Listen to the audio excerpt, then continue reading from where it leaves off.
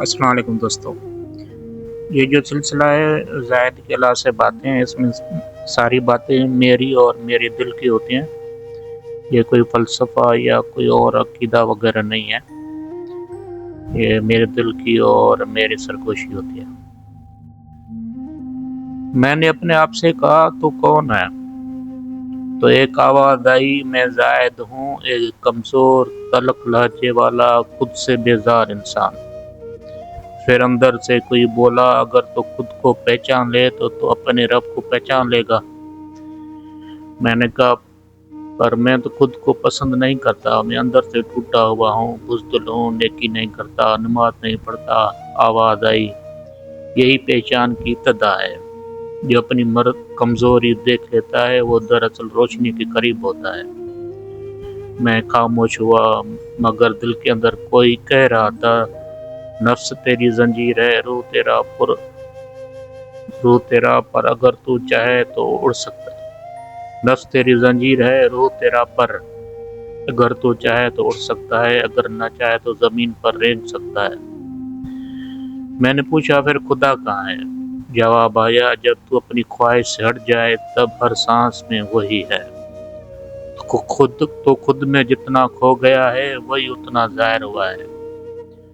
بس اپنے اندر کے شور کو خاموش کر تو اس سے پائے گا جو ہمیشہ سے تیرے ساتھ ہے۔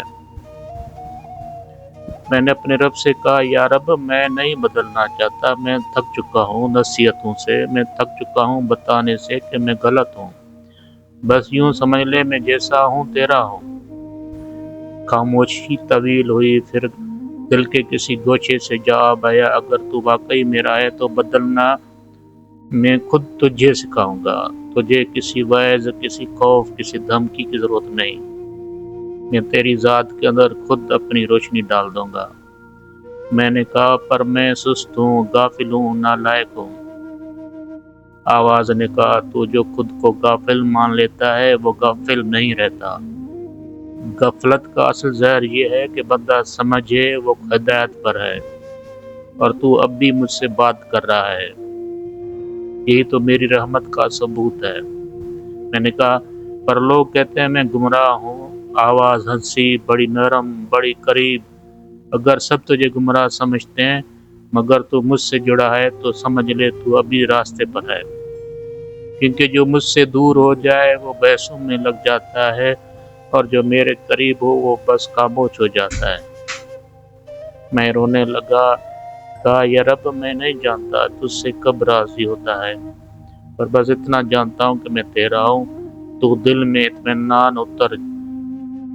اطمینان اترا، جیسے کسی نے کہا ہو، میں جانتا ہوں تو میرا ہے، اور یہی کافی ہے۔